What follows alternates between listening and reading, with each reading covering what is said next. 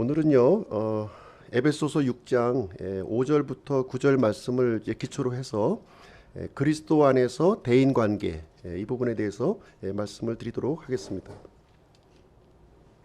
하나님께서는 저희들에게 세 가지 중요한 그 관계를 저희들에게 허락해 주셨는데요. 남편과 부모와 주인입니다. 남편과 부모와 주인이에요. 그래서 사실 이제 이 남편과 부모, 이 주인은 이 땅에 있는 사람들은 완벽하지가 않아요. 불완전하죠. 그럼에도 불구하고 이 그 세 존재는 예수 그리스도를 예표하고 있다고 하는 사실입니다. 그리고 아내와 자녀와 이제 종이 이제 언급되고 있는데요. 역시 아내와 자녀와 종도 완벽한 존재들이 아니죠. 그렇죠? 그럼에도 불구하고 이 세 존재를 통해서 예수 그리스도인들을 예표하고 있습니다. 그래서 불완전한 남편과 아내가 이렇게 만나서 이제 그리스도 안에서 이제 회복을 우리에게 허락해 주시는 것이고요. 또 불완전한 부모와 이 자녀가 또 이렇게 만나서 그리스도 안에서 또 회복을 또 우리에게 알려주고 있습니다. 그리고 불완전한 주인과 이 종의 관계를 통해서 새로운 회복을 우리에게 알려주고 있습니다. 그리스도 밖에서는 갈등과 분열이 일어날 수밖에 없습니다. 그렇죠? 부서진 관계예요. 그러나 그리스도 안에 이렇게 들어오게 되면 순종과 화합을 우리가 경험할 수 있다고 하는 사실을 이 세 가지 이 관계의 영역을 속에서 우리에게 가르쳐 주시고 있는 그런 내용이 이제 되겠습니다. 그래서 지금까지 이제 남편과 아내의 관계를 우리가 살펴보았고요. 부모와 자녀의 관계를 우리가 살펴보았어요. 오늘은 주인과 종의 관계를 우리가 이제 함께 보시게 될 텐데 어떻게 보면 지금 이제 종합적으로 요 세 관계에 대해서 오늘은 종합적으로 우리가 이제 정리하는 그런 시간이 되겠습니다. 그리스도 안에서 이 대인 관계인데요. 이 대인 관계 속에서는 남편과 아내와의 관계도 포함되어 있고요. 부모와 자녀 사이의 관계도 포함이 되어 있고 모든 그 사회적인 관계가 다 여기에 포함되어 있는 부분이 되겠습니다. 종들은 주인에 대한 피해의식을 갖고 살아간다는 것입니다. 5절부터 8절까지는 종들에게 주신 명령이고요. 9절은 주인들에게 주신 명령이 되겠습니다. 그래서 이 주인과 종은 발전된 관계, 그리스도 안에서 발전된 관계로 나아가야 된다는 것을 우리에게 가르쳐주고 있습니다. 그래서 이 주인과 종의 관계는요, 상당히 불편한 관계죠. 그렇지만 그리스도 안에서 회복될 수 있음을 우리에게 알려주고 있습니다. 먼저 우리가 살고 있는 이 사회에서는요, 잘못된 이분법 속에서 살아가고 있습니다. 잘못된 이분법. 프롤레타리아 혁명이라고 한번 내용을 한번 들어보신 적이 있으시죠? 프롤레타리아 혁명. 요즘은 자주 안 쓰는데 예전에는 이제 많이 사용이 되었던 단어가 되겠습니다. 이 내용은 이제 무슨 얘기냐면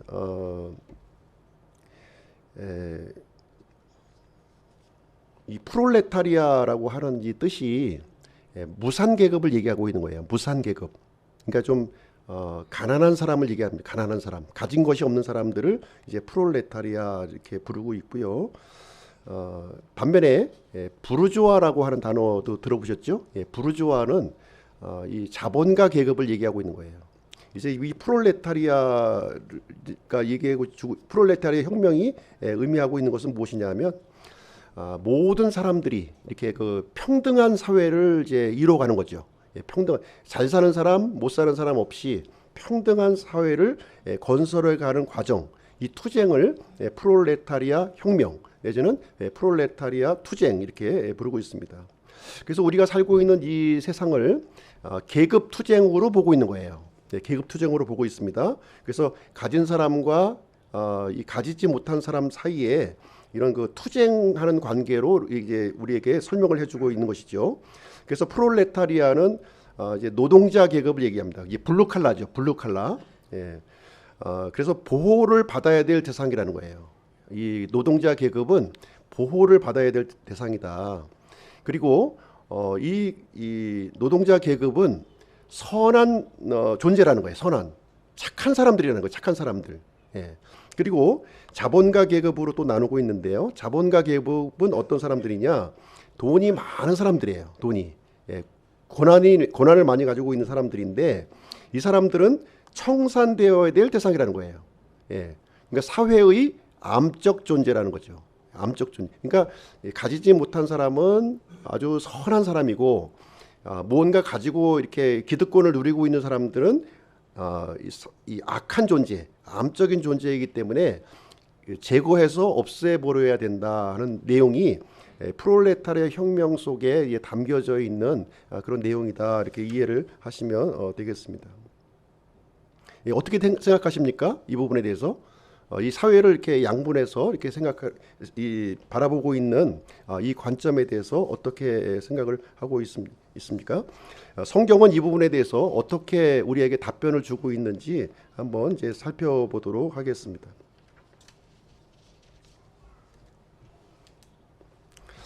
성경은요 이렇게 그 이분법적으로 우리에게 알려주시고 있는 것이 아니라는 것이죠. 예.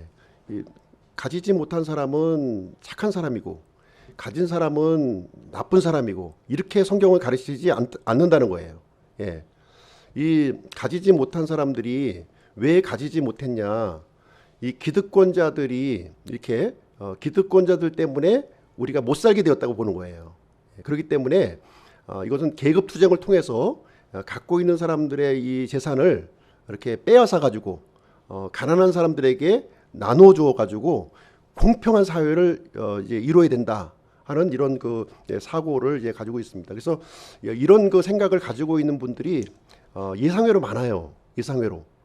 그럼 이 사고 방식이 올바른 사고 방식인가 하는 것을 제가 성경 말씀을 통해서 제가 말씀을 드리도록 하겠습니다. 잠언 22장 2절 말씀을 보시게 되면 부유한 자와 가난한 자가 함께 만나거니와 주는 그들 모두를 만드신 분이시니라 이렇게 얘기하고 있어요. 그래서 하나님께서는 부유한 사람도 만드셨지만 가난한 사람도 만드셨다는 거예요. 예. 그래서 이 그 부유한 사람과 가난한 사람이 함께 만난다는 거죠. 어디서 만납니까? 예수 그리스도 안에서 만나는 거예요. 예수 그리스도 밖에서는 서로 싸우고 다투고 분쟁할 수밖에 없는 관계예요. 그러나 예수 그리스도 안으로 이렇게 들어오게 되면 하나님의 다스림 속에 들어오게 되면 이건 싸우는 존재가 아니라 이렇게 공존하고 서로 존중하는 관계로 바뀌어진다 하는 것을 여기서 우리에게 알려주고 있는 것입니다. 그래서 하나님께서는요 부자도 만들어 주셨고요 가난한 자도 만들어 주신 거예요. 이 사실을 우리가 인식을 해야 됩니다. 그렇다면 하나님은 왜 부자를 만들어 주셨고 왜 가난한 자를 만들어 주셨는가? 그 이유를 알아야 되겠죠. 예, 그 이유가 있다는 거죠. 예. 그래서 부자를 만드신 이유는 자신의 이 부유함을 통해서 자신의 어떤 욕망을 추구하면서 살라고 주신 것이 아니라는 거예요. 이 재물은 어떻게 하라고요? 하나님의 뜻대로 사용하라는 겁니다. 그 부유하게 주신 것을 가지고 이렇게 나누어주고 베풀어주고 이게 하나님의 뜻대로 사용할 수 있도록 하기 위해서 부를 허락하셨다는 거예요. 그럼 가난한 자는 왜 만드셨습니까? 가난해서 이렇게 지질이 가난해가지고 저주받는 인생으로 살도록 하기 위해서 가난하게 하셨습니까? 그게 아닌 거예요. 이 가난함을 통해서 우리가 배워야 할 것이 있는 거죠. 가난함은 우리가 벗어나야 되는 거예요. 우리가 이 가난함을 통해서 배워야 될 것이 많이 있다는 것이죠. 먼저 영적인 가난함을 배워야 되는 거예요. 우리는 하나님 앞에서 영적으로 이렇게 파산된 자요, 부족한 자라고 하는 사실을 우리가 깨달아야 됩니다. 그리고 이 가난함을 우리가 벗어나려고 하는 그런 간절함과 이런 이 소망을 우리가 가져야 된다 하는 것을 우리에게 가르쳐주고 있습니다. 가난한 자가 있지 않으면 부자가 있을 수가 없어요. 상대적인 개념을 우리에게 하나님께서는 우리에게 알려주시고 있는 것입니다. 그래서 이 부자와 가난한 자는 그리스도 안에서 이렇게 함께 만날 수가 있다는 거예요. 조화롭게. 그러나 이 부자와 가난함에도 불구하고 예수 그리스도를 만나지 못하면 지옥에서 만난다는 거예요. 그래서 부자와 가난한 자는 모두 공통적으로 예수 그리스도를 필요로 하는 존재이다 하는 것을 성경은 우리에게 가르쳐주고 있습니다. 그래서 오늘은 이 부자와 이 가난한 자, 주인과 종의 이 관계를 성경에서는 어떻게 명시적으로 우리에게 알려주시고 있는가 하는 것을 한번 말씀을 통해서 보시도록 하겠습니다. 5절부터 8절까지는 이제 종들에게 주신 명령이에요. 9절은 주인에게 주신 명령입니다. 그래서 하나님께서는 여기서 볼 때 주인에게 하시려고 하는 말씀보다는 종에게 하라는 말씀이 더 많은 거죠. 그렇죠? 더 많이 있는 거예요. 일단 먼저 종들에게 주신 명령을 함께 보시도록 하겠습니다. 5절 말씀이에요. 종들아, 육체에 따라 너희의 주인된 자들에게 두려워하고 떨며 단일한 마음으로 순종하기를 그리스도께 하듯 하라. 여기서 성경은 종의 역할을 아주 강조를 하고 있죠. 그래서 이 땅의 주인은 지금 이제 육체로 섬기고 있는 이 주인은 완벽한 존재가 아니라는 거예요. 완벽한 존재가 아니다 하는 것을 얘기해 주고 있고요. 그럼에도 불구하고 하나님께서는 이 순종을 통해서 일하시는 분이시다 하는 것을 우리에게 알려주고 있습니다. 그래서 종이 주인에게 순종을 하는데요. 이 순종을 받으시는 대상이 누구냐면 물론 주인도 받지만 실질적으로 받으시는 분은 하나님이시라는 거예요. 하나님께서 그 종의 순종을 이렇게 지켜보고 계시고 받으시고 있다는 것을 우리에게 말씀해 주고 있습니다. 그래서 종이 비록 이제 이 주인에게 억압을 받는다 생각하지 마시고요. 내가 드리는 이 순종을 통해서 육체의 상전에게 하는 순종을 통해서 하나님께서 나와 함께 하신다고 하는 사실을 우리가 이제 기억할 필요가 있다고 하는 것이 되겠습니다. 이 말씀을 한번 구체적으로 한번 볼게요. 첫 번째 육체에 따라 이렇게 해보죠. 육체에 따라 이 말은 이 땅에서의 삶은 이 상하의 구분이 존재한다는 거예요. 이것을 우리가 인정해야 됩니다. 이것을 인정해야 돼요. 참 이런 부분에 대해서 이렇게 좀 불편하게 생각하시는 분들이 많죠. 어떤 사람은 이렇게 금수저를 물고 태어나고 어떤 사람은 흙수저를 이제 또 물고 태어나는 그런 불공평한 그런 그 사회에 대해서 이렇게 좀 불만을 이제 하고 있습니다. 그래서 우리들은 이제 저마다 이제 이렇게 어떻게 보면 나의 처지 이런 그 열악한 처지에서 신분 상승을 어떻게 했으면 좋겠는가 하는 노력을 우리가 이제 합니다. 그럼에도 불구하고 우리 현실에서 발견되는 현상은 무엇입니까? 이 부자는 점점 더 부자가 되고 가난한 사람들은 점점 더 가난해진다고 하는 이 사실 때문에 참 깊은 자괴감을 우리가 이제 갖게 되는 것이죠. 그럼 왜 이와 같은 현상이 이제 이 땅에서 이루어졌느냐 하는 거예요. 그 이유는 성경에서는 죄의 결과라고 지금 설명하고 있는 거예요. 이런 불공평한 모든 일들이 죄 때문에 일어나게 되었다. 이런 상하 관계, 주인과 종이라고 하는 왜곡된 관계가 형성하게 되었다고 하는 사실을 우리에게 알려주고 있습니다. 그렇다면 이 왜곡된 인간 관계를 어떻게 하면 회복될 수 있는가 하는 것입니다. 어떻게 하면 회복될 수 있습니까? 죄로 말미암아 파괴된 관계이기 때문에 우리는 이런 현상으로 많은 상처를 우리가 받는 거죠. 많은 상처를 받아요. 상처를 받게 됩니다. 그렇지만 우리의 구원자 되신 예수님을 통해서 회복될 수 있다고 하는 사실을 우리에게 알려주고 있습니다. 그래서 예수님은요, 우리들에게 어떤 모습을 보여주고 있냐면 주인이면서 동시에 종의 모습을 보여주고 있는 거예요. 주인의 가르침도 우리에게 주시고 있고 종의 가르침도 우리에게 주시고 있습니다. 그래서 예수님을 통해서 이 시간에는 먼저 종의 모습을 먼저 좀 발견을 해 보도록 이렇게 하겠습니다. 그래서 예수 그리스도를 신뢰함으로 우리는 이제 이 죄의 본성을 우리가 극복할 수 있다는 것입니다. 두 번째로 두려워하고 떨라는 거예요. 이 주인에 대해서 두려워하고 이 떨리는 마음을 가지라 하는 것을 얘기해 주고 있습니다. 이 주인과 종의 관계는 필수 불가결의 관계라는 거예요. 우리가 이 땅의 삶을 살아가면서 어쩔 수 없이 이런 그 상과 하의 관계를 우리가 형성하면서 우리가 이제 살아가고 있는데요. 이 주인은 은혜의 원천이 된다는 것을 알려주고 있어요. 주인은 은혜를 주는 겁니다. 은혜를 흘려보내는 거예요. 그리고 종은 주인의 은혜를 누리면서 살아가는 관계입니다. 물론 이 관계가 왜곡되어 것은 분명한 사실이에요. 그럼에도 불구하고 이 은혜가 주인으로부터 종으로 흘러간다 하는 사실을 우리에게 알려주고 있고요. 이것을 두려움과 떨림으로 이것을 받아들이고 인정하라 하는 것을 우리에게 이제 말해주고 있는 내용이 되겠습니다. 세 번째로는 단일한 마음을 가지라는 거예요. 단일한 마음. 주인과 종은 이렇게 단일한 마음을 좀 우리가 가질 필요가 있습니다. 마태복음 6장 23절에 보시면 내 눈이 악하면 내 온몸이 어둠으로 가득하리라. 그런즉 내 안에 있는 빛이 어둠이 되면 그 어둠이 얼마나 크겠느냐, 이렇게 이제 기록되어 있는데요. 여기 보시게 되면 우리 사람의 눈은요, 이 사람의 눈은 마음의 창이라고 부르죠. 마음의 창이에요. 우리 마음 속에 있는 것이 눈을 통해서 이렇게 드러나게 되는데요. 여기서 이제 단일한 눈, 악한 눈이라고 하는 표현이 나옵니다. 이것은 눈이 악하고 눈이 그 선하다는 것을 얘기하고 있는 것이 아니라 우리 마음의 상태를 설명해 주는 거예요. 눈을 통해서 마음의 상태를 설명해 주고 있습니다. 그래서 종은 어떤 태도를 가져야 되느냐, 단일한 마음을 가지라는 거예요. 단일한 마음. 이 단일한 마음은 이렇게 이 순전한 태도를 얘기하는 거예요. 순전한 태도.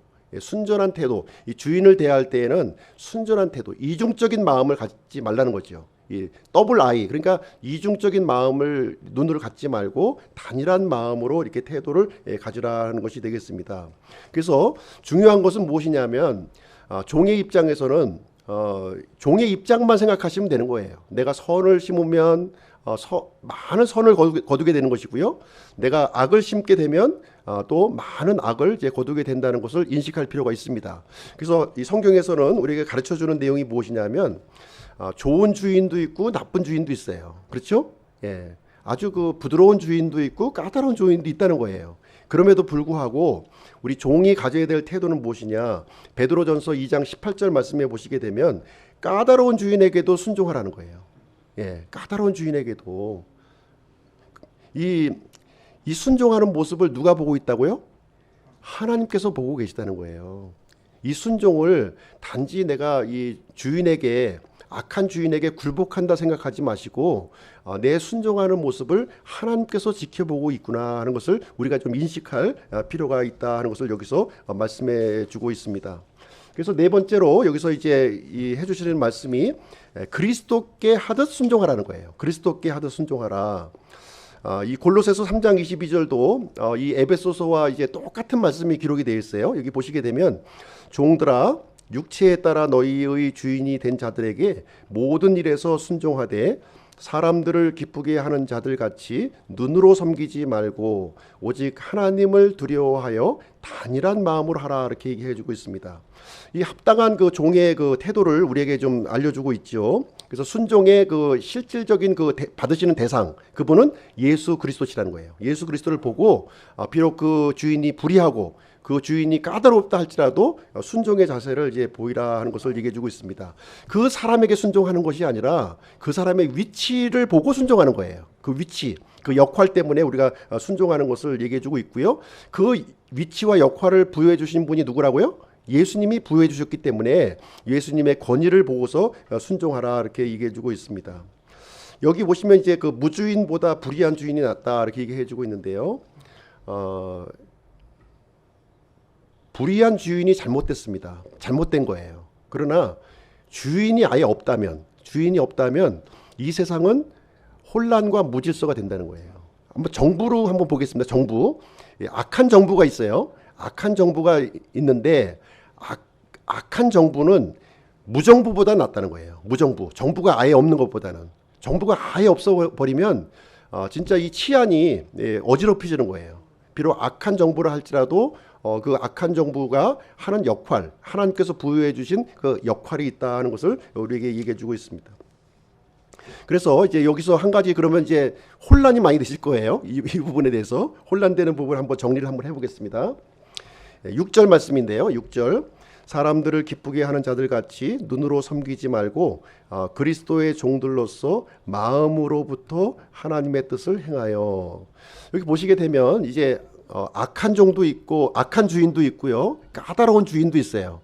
그리고 선한 주인도 있고 이 부드러운 주인도 있습니다. 근데 문제는 뭐냐면 이 하나님의 말씀과 위배될 때는 어떻게 되느냐는 거예요. 이 주인이, 아니면 국가 권력으로 봐도 좋겠습니다. 이 국가 권력이 하나님의 뜻과 위배되었을 때 이 종은 어떤 태도를 가져야 될 것이냐는 거예요. 지금 제가 지금까지 말씀드린 것은 순종으로 하고 진심으로 하고 성실하게 하고 주님을 바라보고 하라고 그랬습니다. 그런데 이 악한 주인이 하나님의 뜻을 위배하고 있는 거예요. 하나님의 뜻을. 그러니까 복음을 전하지 못하게 하고 있고요.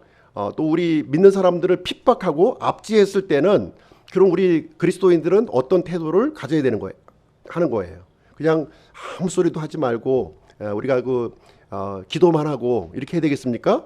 예. 성경은 이 부분에 대해서 어떻게 가르쳐주고 있는지를 한번 보시도록 하겠습니다. 하나님의 뜻과 이 주인의 뜻, 그러니까 이제 정부라고 보셔도 되고요. 주인으로 보셔도 됩니다. 이 주인이 하나님의 뜻과 위배된 것을 이 종들에게 강요할 때 과연 그때에도 순종하고 또 하나님만 매달리고 이렇게 해야 될 것인가 하는 부분에 대해서 말씀을 드리겠습니다. 성경에는 어떻게 명시하고 있냐면요. 사도행전 4장 19절 20절에 보시게 되면 이 초대교회 때 이 사도들이 복음 전하는 것을 막았어요. 종교 지도자들이 하지 마라. 예, 감옥에 가두었습니다. 이 사람들을. 그랬을 때 이 사도들이 어떤 태도를 취했을까요?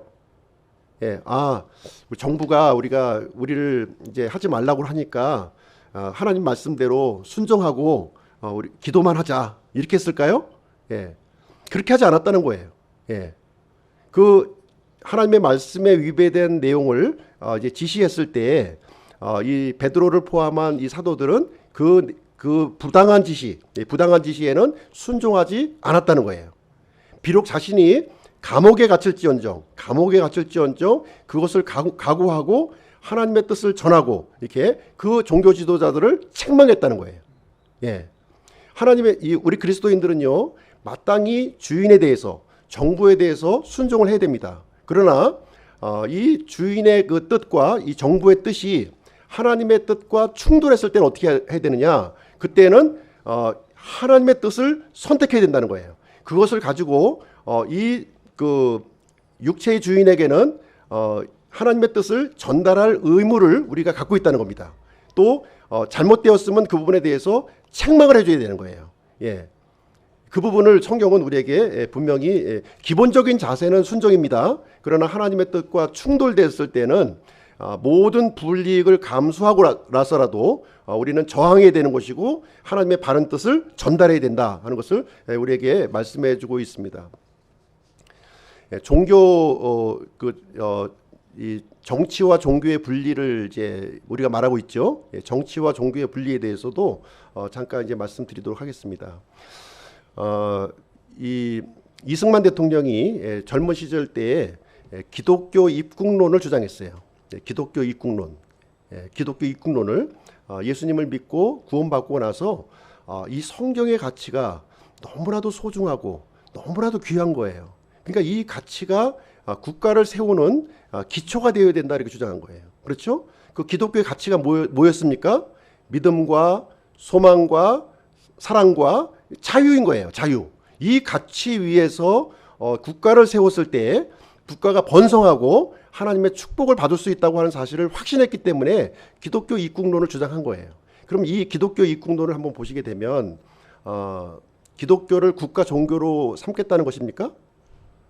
그건 아니죠. 예, 그건 아니에요. 예, 기독교 입국론이 기독교를 국가 종교로 삼아야 됩니다. 이것을 주장한 건 아니라는 거예요. 기독교의 이 가치, 소중한 가치를 국가의 근간으로 삼아야 된다는 것이지 국가 종교로 삼는다는 건 아니에요. 우리가 정치와 종교를 분리한다고 하는 것은 종교가 국가 종교가 되는 것을 거부하는 거예요. 우리가 이 사실을 알고 있어야 됩니다.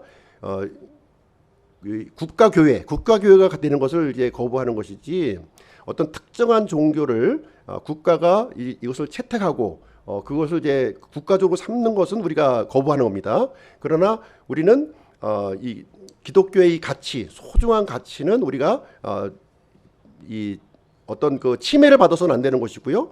이 자유가 분명히 우리에게 존재한다고 하는 것을 우리가 이제 주장하고 있는 그런 내용이 이제 되겠습니다. 그래서 우리가 이 종이 주인에 대해서 합당한 존경과 순종은 보여야 되겠지만 더 높으신 분, 하나님의 뜻과 충돌되었을 때에는 마땅히 우리는 저항하고 잘못되었으면 책망하고 모든 불이익을 감수할 수 있는 그런 태도를 갖는 것이 마땅한 종의 태도라고 하는 사실을 우리에게 알려주고 있는 내용이 되겠습니다. 7절 말씀을 보시게 되면 7절 하나님께서는 그럼에도 불구하고 순종의 원리를 우리에게 가르쳐주고 있는 것이죠. 순종의 원리를 복합적으로 우리에게 알려주고 있습니다. 7절 말씀 보실게요. 선한 뜻으로 섬기기를 주께 하듯 하고 사람에게 하듯 하지 말라. 그래서 우리가 이제 주인에게 종이 순종할 때에는 선한 뜻으로 하라는 거예요. 선한 뜻. 그리고 주님께 하듯 하라는 것입니다. 사람에게 보이려고 이렇게 사람에게 하듯 이렇게 임시 방편으로 하지 말라는 거예요. 진심으로 순전한 마음으로 이렇게 해야 될 것을 얘기해 주고 있습니다. 왜냐하면 우리는 그 주인에게 순종하는 것이 아니라 그 주인에게 역할을 부여해 주신, 위치를 부여해 주신 하나님께 순종하는 것이다 하는 것을 여기서 이제 분명하게 알려주고 있습니다. 그럼에도 불구하고 한 가지 더 강조되고 있는 부분이 믿음으로 순종하라는 거예요. 믿음으로 순종하라는 것입니다. 그래서 어떤 사람이 무슨 선한 일을 행하든지 그가 매인 자든지 자유로운 자든지 주에게서 바로 그것을 받을 줄을 너희가 아느니라. 그래서 우리가 이 순종에는 반드시 막연히 그냥 무작정 순종하는 것이 아니라는 것이죠. 믿음으로 순종하는 것이라는 사실을 분명하게 성경은 우리에게 적시해주고 있는 내용이 되겠습니다. 그래서 이 순종은 단순히 도덕 윤리적으로 우리가 이제 이 사회적인 가르침을 얘기해주고 있는 것이 아니라요, 영적인 거예요. 이 순종은 영적인 것으로 받아들이고요, 믿음으로 우리가 이것을 이제 수용을 했을 때 우리에게 유익이 온다고 하는 사실을 우리 설명해주고 있는 내용이 되겠습니다. 그래서 이 선한 일이라고 하는 것은 하나님께서 받으실 만한 거예요. 그래서 믿음으로 행하는 겁니다. 하나님의 말씀과 충돌되지 않았을 때, 그 하나님의 그 진리의 말씀 안에서 우리가 주인에게 순종하고 합당한 태도를 보여주고 있는 것을 얘기해주고 있는 것이고요. 여기에는 매인자나 자유로운 자나 누구에게나 적용되는 내용이라고 하는 사실을 얘기해주고 있습니다. 그래서 하나님께서는 이 종의 순종을 보시고 그걸 받으시고 또 보상해 주시는 분이심을 우리에게 설명해주고 있습니다. 그래서 이 부분에 대해서 한번 좀 우리가 구약의 이해를 한번 보시도록 할게요. 구약의 이해를 한번, 요셉인데요. 요셉의 이해를 한번 보시겠습니다. 요셉의 내용은 다 알고 계시죠? 요셉의 내용을 보시게 되면 창세기 39장 1절입니다. 요셉이 이집트로 끌려 내려가매 파라오의 직무 수행자로 호위 대장인 이집트 사람 보디발이 그를 거기로 끌고 내려간 이스마엘 족속의 손에서 그를 사니라. 요셉이 형들의 시기를 받아가지고요, 이집트에 팔려갔죠. 그래서 보디발의 집에 이렇게 노예로 들어가게 되었습니다. 요셉의 입장에서는 대단히 불의한 일을 지금 당한 거예요. 아무 잘못도 없는데 지금 형들로부터 시기를 받아서 지금 먼 타국 땅에 가서 노예 신세가 되었습니다. 이때 요셉은 어떤 반응을 보였을까요? 자신의 처지에 대해서 이렇게 원망하고 불평하지 않았다는 거예요. 본인은 어떤 결단을 했냐면 이 종의 신분으로서 순종을 결단하고 그것을 실행했다. 성경은 우리에게 가르쳐주고 있습니다. 비록 그 육체의 상전이 이교도의 이 악한 주인이었죠. 악한 주인이었지만 마치 하나님을 섬기듯이 이렇게 주인을 요셉이 이제 섬기게 되었습니다. 이때 어떤 일이 일어났습니까? 39장 2절 말씀해 보시면 주께서 요셉과 함께 계심으로 그가 형통한 자가 되어 그의 주인인 이집트 사람의 집에 있더라. 요셉이 이렇게 순종의 모습을 이렇게 가졌을 때 하나님께서 요셉과 함께 하셨다는 거예요. 힘들고 어려웠겠죠. 굉장히 힘들고 어려웠지만 그 어려운 가운데 이제 여기 형통하셨다는 말이 나오는데 갑자기 노예 신분에서 이렇게 이렇게 편안한 삶으로 바꿔주었다는 것이 아니라 여전히 힘들어요. 여전히 힘든데 그럼에도 불구하고 형통한 자가 되었다 하는 것 내용 무슨 얘기냐면 하나님께서 요셉과 함께 하셨다는 거예요. 그래서 힘들고 어려운 일들을 이게 감당할 수 있도록 지혜를 주시고 능력을 주시고 이렇게 또 그 길을 이렇게 인도하셨다고 하는 사실을 여기서 이제 보여주고 있습니다. 그래서 궁극적으로 이제 우리가 결론적인 내용을 우리가 알고 있지만 보디발 집안의 총 책임자가 되었다는 것입니다. 39장 7절에 보시면 이제 또 이제 이런 내용이 기록되어 있어요. 이 일들 뒤에 그의 주인의 아내가 요셉에게 눈길을 보내다가 말하기를 나와 함께 눕자 하였으나, 이 보디발의 그 아내가 이렇게 등장해가지고 이 잘생긴 청년을 보고서 이제 마음을 이제 빼앗긴 거예요. 마음을 빼앗겨서 이제 이 그 요셉을 이제 성적인 유혹을 진행한 거죠. 성적인 유혹을 진행했습니다. 이 유혹이 날마다 진행됐다는 거예요. 날마다 끊임없이. 그랬을 때 요셉은 이제 어떤 태도를 보였냐면 단호하게 거부했다는 거죠. 순종하지 않았어요. 이 악한 주인의 요구에 대해서 순종하지 않았다는 거예요. 왜 그렇습니까? 요셉은 사람의 주인에게 순종한 것이 아니라 하나님에게 순종했기 때문인 거예요. 하나님의 뜻과 이게 상충이 되기 때문에 주인의 뜻을 거부했던 겁니다. 그래서 어떤 일이 일어났나요? 그래서 간통죄로 고발이 되어서 감옥에 이제 들어가는 일이 이제 발생하게 되었습니다. 그래서 요셉은 어디로 들어갔나요? 창세기 39장 20절, 요셉의 주인이 그를 잡아 감옥에 넣었는데 이곳은 왕의 제수들이 묶이는 곳이더라. 그가 거기서 감옥에 있었더라. 요셉은 자신은 잘못한 것도 없는데 억울하게 이제 감옥에 들어가는 일이 이제 생기게 되었습니다. 불의한 일이 생긴 거죠. 그랬을 때 요셉은 어떻게 반응했나요? 이 일에 대해서 어떤 불평을 하거나 원망하거나 그러지 않았다는 거예요. 그 감옥 안에서도 여전히 그 죄수로서 신실하게 순종하는 모습을 보였다는 거죠. 누구에게 순종했나요? 하나님께 순종한 거죠. 하나님께 순종을 했어요. 그래서 죄수로서 순종을 결단하고 이렇게 실행을 했을 때 어떤 일이 일어났는가 하는 것이 또 성경에 기록이 되어 있는데요. 창세기 39장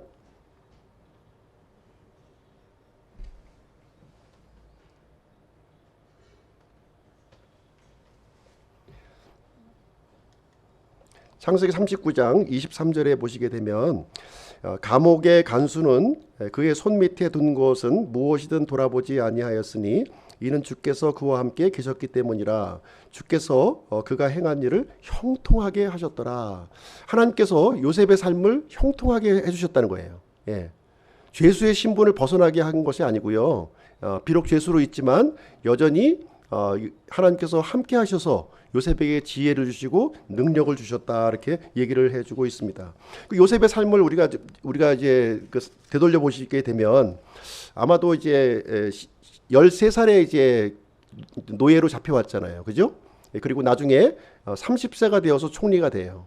그러니까 몇 년입니까? 13년 동안 보디발의 집과 이 감옥 생활을 했다고 하는 사실을 우리가 알 수가 있는 거죠. 그때 요셉은 이 보디발의 집에 있을 때나 감옥에 있을 때나 시종 변함없이 어떤 태도를 보였다고요? 하나님 앞에 순종하는 자세를 보인 거예요. 그러니까 하나님께서는 요셉과 함께 하시고 요셉을 형통하게 해주셨다는 거죠. 모든 어려움들을 이게 감당할 수 있도록 이렇게 요셉을 이끌었다는 것을 우리에게 말씀해 주고 있습니다. 그래서 궁극적으로 이제 요셉을 이제 어떻게 이제 또 이렇게 인도하시냐면 이집트 총리까지 올라갈 수 있도록 이렇게 진행해 주셨는데 바로 이 순종 때문에 일어났다는 거예요. 순종. 하나님 앞에 드렸던 이 순종 때문에. 그러나 이 주인의 뜻이 하나님의 뜻과 달랐을 때는요. 요셉은 감옥에 들어가는 것을 이렇게 두려워하지 않았고요. 기꺼이 그 일을 감당해야 하는 모습을 보인 것처럼 요셉의 모습을 통해서 우리는 종의 모습을 우리가 좀 배울 수 있다는 사실이 되겠습니다. 그래서 모든 순종, 우리가 하는 이 순종은요, 비록 그 육체의 주인에게 하는 것이지만 실질적으로 그 순종을 받으시는 분은 누구냐면 하나님이시라는 거예요. 하나님께서 받으시고 나의 삶에 개입하시고 나의 걸음을 인도해 가신다는 것을 우리에게 알려주고 있습니다. 그래서 우리에게 있는 이 세 가지 관계요, 이 남편과 아내의 관계, 또 아버지와 자녀의 관계, 또 주인과 이 종의 관계를 통해서 하나님께서 시종일관 우리에게 알려주시고 있는 내용이 뭐냐면 바로 순종이라는 거예요. 순종. 순종을 통해서 하나님이 역사하시고 그 일을 회복해 나가신다고 하는 사실을 우리에게 이제 알려주고 있습니다. 그래서 순종하는 자에게는 요셉을 형통하게 하신 것처럼 이렇게 형통의 복을 우리에게 주신다는 내용이 되겠습니다.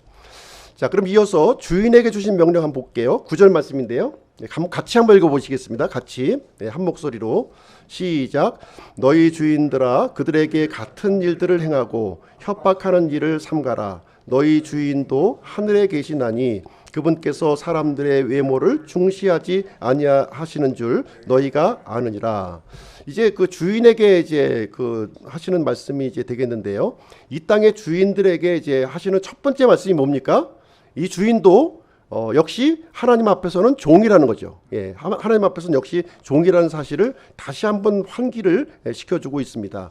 주인됨의 위치를 주신 분이 누구예요? 바로 하나님이 주셨다는 거예요. 그 사실을 잊지 말라고 말해주고 있고요.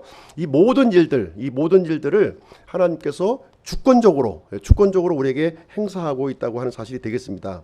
첫 번째로 이제 주인에게 이제 경고하고 있는 말씀이 무엇이냐면 협박하지 말라는 거예요. 협박하지 말라.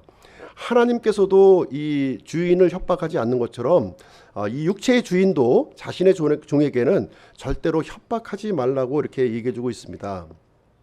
그래서 이 자신에게 주신 이 권한은 하나님의 권한으로 사용을 해야 되지 사적인 권한으로 이것을 다른 사람을 이렇게 협박하고 이렇게 그 속박하는 그런 일로 사용하지 말 것을 분명하게 여기서 경고를 해주고 있습니다. 그래서 하나님께서 이 주인의 자유로 준 이유가 있다는 거예요. 어떤 사람은 과장으로, 어떤 사람은 부장으로, 어떤 사람은 뭐 지점장으로, 또 어떤 사람은 사장으로 이렇게 그 각각의 역할을 부여해주고 있는데요. 그 역할을 부여해준 이유가 있다는 거예요. 그 이유는 뭡니까? 하나님의 통로가 되라는 거죠. 은혜의 통로가 될 것을 여기서 설명을 해주고 있습니다.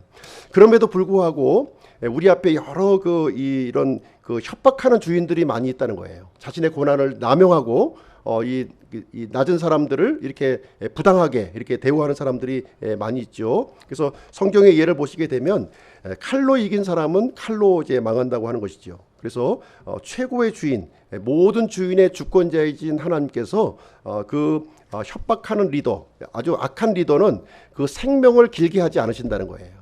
그 생명이 이렇게 짧게 하신다는 것을 성경을 통해서 우리에게 가르쳐 주고 있습니다. 두 번째, 이 주인이 알아야 될 내용은 무엇이냐면 하늘에 계신 주를 알라는 거예요. 하늘에 계신 주, 가장 높으신 주인을 알아야 될 것을 얘기해 주고 있습니다. 계시록 19장 16절인데요. 같이 한 목소리를 읽어보겠습니다. 시작.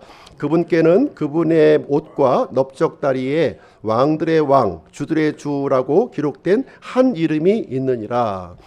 재림하시는 예수님의 모습을 우리에게 설명해 주고 있는데요. 예수님을 어떻게 설명하고 있나요? 왕들의 왕, 주들의 주라고 얘기를 해주고 있어요. 그래서 하늘에 계신 이 주, 최고의 주인은 누구시냐? 바로 우리의 구원자이신 예수 그리스도라고 하는 것 사실을 우리에게 인지해 주고 있고요. 모든 주인은 이 참 주인이신 예수님 앞에 무릎을 꿇고 그분의 은혜를 전달하는 통로로 삼아야 될 것을 여기서 강조하고 있습니다. 세 번째로 이 주인에게 또 이제 하시는 말씀은 하나님은 절대로 외모를 중시하지 않는다는 거예요. 외모를 중시하지 않는다. 예레미야 17장 10절인데요. 같이 한번 읽어보실게요. 시작. 나 주는 마음을 살피며 속 중심을 시험하여 각 사람의 길들과 그 사람의 행위들의 열매대로 그 사람에게 주느니라.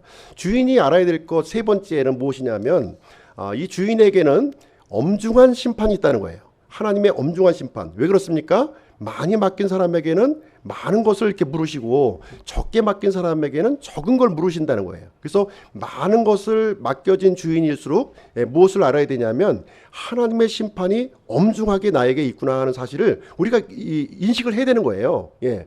그것을 이제 모르면은 이제 문제가 생기는 것이죠. 그래서 어떻게 보면 주인의 자리에 있는 것보다는 종된 자리가 더 좋은 것 같아요.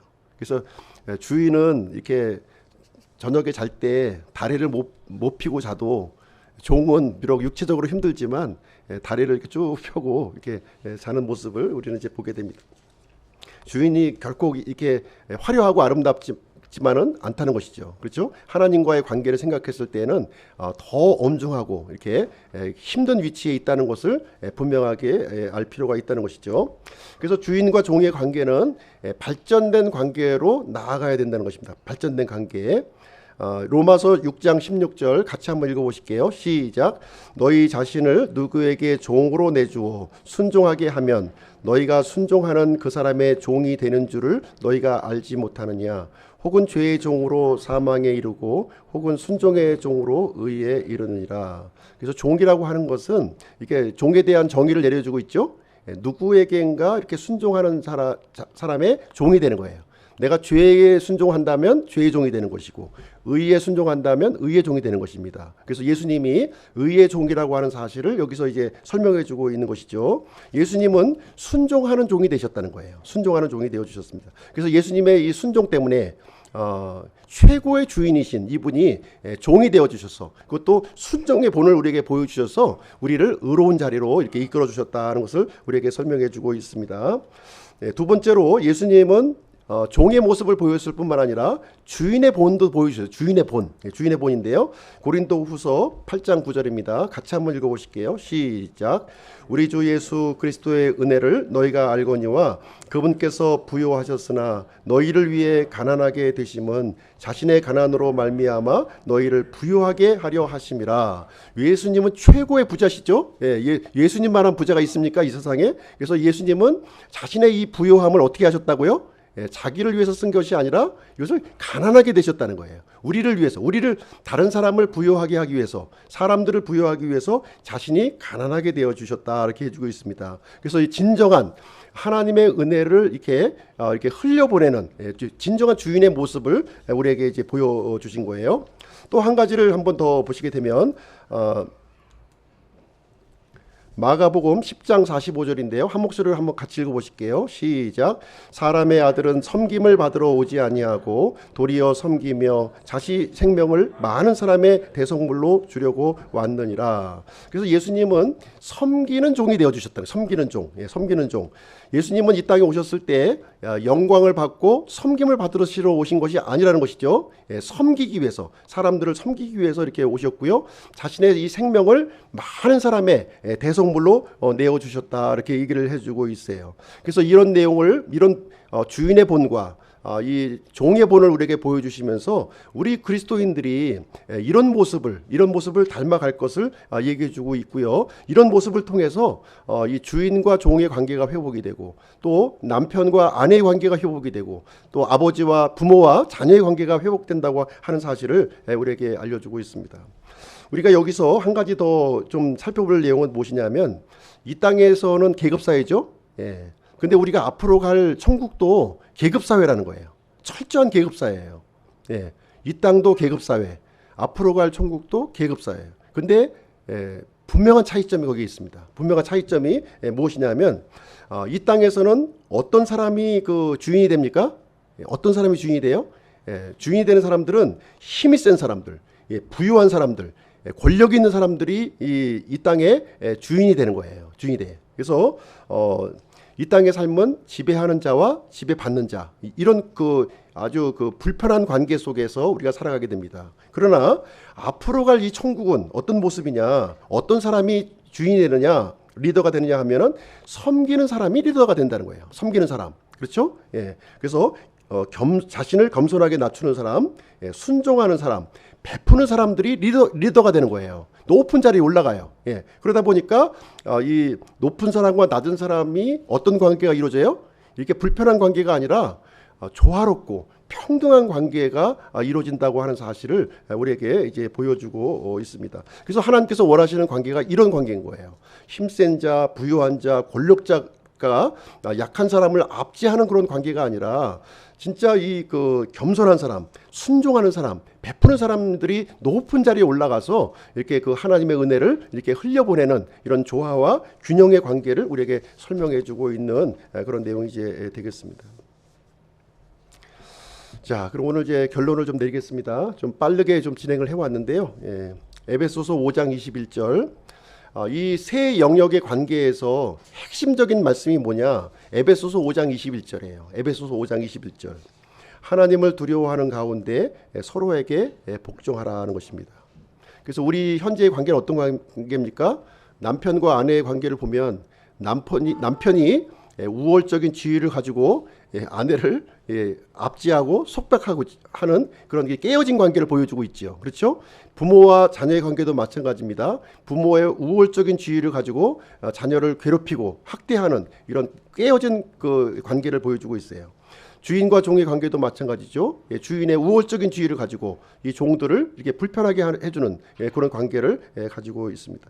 그럼에도 불구하고 우리 그리스도인들에게 하나님께서 명령하시는 내용은 무엇이냐면 바로 서로 복종하라는 거예요. 서로 복종. 남편은 아내에게, 아내는 남편에게, 부모는 자녀에게, 자녀는 부모에게, 또 종은 주인에게, 주인은 종에게 서로 복종하는 관계가 바로 이제 해결하는 키가 되겠습니다. 근데 이 복종이 쉽지 않죠. 어디에서 가능하냐면 예수 그리스도 안으로 들어왔을 때 가능한 거예요. 주인도 예수 그리스도 안에 들어왔을 때, 종도 예수 그리스도 안으로 들어왔을 때 진정한 복종이 그 안에서 이루어지게 되고 화평한 관계, 주님이 원하는 그 관계로 우리가 발전된다고 하는 사실을 우리에게 가르쳐주고 있는 내용이 되겠습니다. 그래서 예수 그리스도 안에 들어왔음에도 불구하고 여전히 이런 그 불편한 관계에 놓여 있다면 우리가 좀 화평할 수는 없는 거예요. 그래서 이런 그 하나님의 뜻에 순종하기로 또 결단하고 실천하는 저희들의 모습이 되었으면 좋겠습니다. 그래서 예수 그리스도를 통해서 모든 관계가 회복되는 참 이 부분이 참 숙제예요. 숙제입니다. 이 그리스도 안으로 들어가려고 하는 그런 결단과 그런 실천이 우리 속에 있을 때 이제 그제서야 비로소 하나님이 개입하신다는 거예요. 그래서 우리가 너무 조급해하지 마시고요.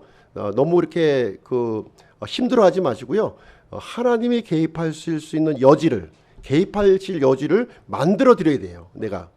내가 앞서게 되면 이 관계가 쉽게 상처받고 깨어질 수밖에 없습니다. 그러나 주님이 나의 삶에 개입하시도록 이렇게 내어드렸을 때, 주님께서 하실 수 있도록 했을 때, 주님께서는 이 놀라운 방법으로 우리의 삶을 회복해 주실 줄로 믿습니다.